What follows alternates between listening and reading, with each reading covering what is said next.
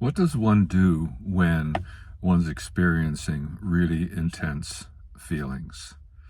Those kind of feelings that feel so searingly intense that it seems like it's difficult to live, or one does not know what to do when experiencing them. Most of us have gone through this. I know I have at different times in my life. I don't anymore. It's not to say that I won't, but it's a time when one needs to stop doing as much as possible. It's impossible not to do, because just being alive in the physical body, we're always doing something, whether we're meditating or going for a walk in the woods or whatever it is, we're always doing. So what I found the best thing to do in those times is to find some time on my own, if that's possible in the moment, and sit and feel the feelings. Feel where the feelings are coming from, where in the body they may be coming from. And you may ask the feelings what they're trying to tell you, because within the intensity of these feelings, messages are coming through. Very important messages. They may be from our inner child, from our pain, from that place where we have gotten off track, where we have gotten misaligned, and what false beliefs and assumptions that we may have accumulated over the years. But ask the feelings, sit quiet and ask the feelings to talk to you. Ask for clarity, because in the craziness of the intensity of the feelings, it's really difficult to listen, because you want to cover up those feelings so quickly. And that, by the way, is where addictions start, behaviors that makes one want to cover those intense feelings, and understandably so. Whether it's food or alcohol or narcotics or sex or drama, whatever it is, we want to cover those intense feelings, but the feelings are talking to you. Really important, really, really important. Of course, when experiencing them, breath. Feel what your breath is doing. You might feel your breath constricting and getting really short and tight, where just the mere process of taking moments to take very deep breaths, slow and deep breaths, will help calm. Yeah. Breathing consciously in those moments is so important. One thing it's important to realize, I think, is that in those times, the intensity of those feelings won't go away quickly. We want a quick fix because we hate these feelings. We don't like what's going on, so we want a quick fix. But there is a process it takes for those to come and go, for them to be transmuted into consciousness and to change. And just as it usually takes a long time for these intense feelings to build up, because we've ignored much subtler feelings over the years, it'll take time. It's like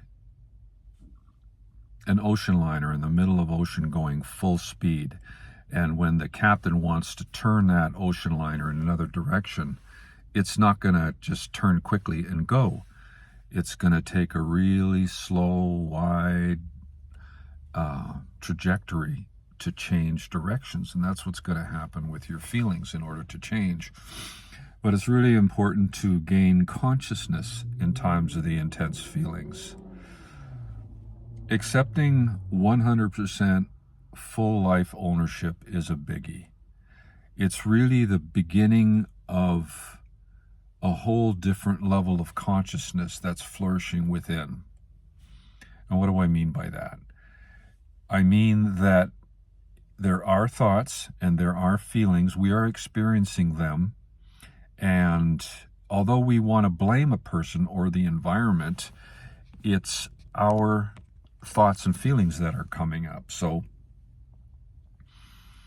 that's really important to understand, that we are the creators of our own reality. We are the attractors of what comes to us from the outer world through people or places or things.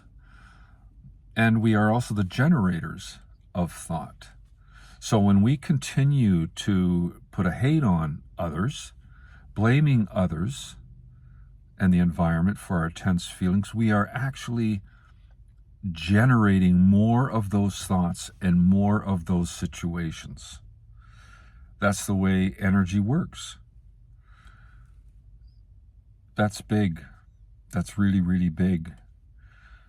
So in times of intensity, try to get quiet. And if you can't in that moment, let's say you're around family or work, you can shelve it, but come back to it. What I've done in the past when I've been at a job per se, and such feelings come up in a job, I'll take a moment and leave the environment as quick as possible, and maybe go to the bathroom and just, sit on the toilet, close the stall, and just feel and understand what's going on, instead of trying to cover or get into conversations with people about it. Another good thing to do is to limit the conversations you have about your feelings. I know we'll want to express and we'll want to blame, we'll want to vent, but again, that creates more of the same situation. It's important, and I'm surely not downplaying the importance of expression. Expressing whatever, your anger, rage, other feelings, it's really important, and there's an environment and place and time to do that. But if you continue to express all over the place to all these different people and not realize any consciousness while you're doing so, you're just perpetuating and generating. But understanding that there are lessons woven within all the feelings. When intense feelings arise, one is often on the cusp of major internal change. They're coming up to be dealt with and released, instead of being pushed down and ignored. So the more we shed the light of consciousness, the less the feelings,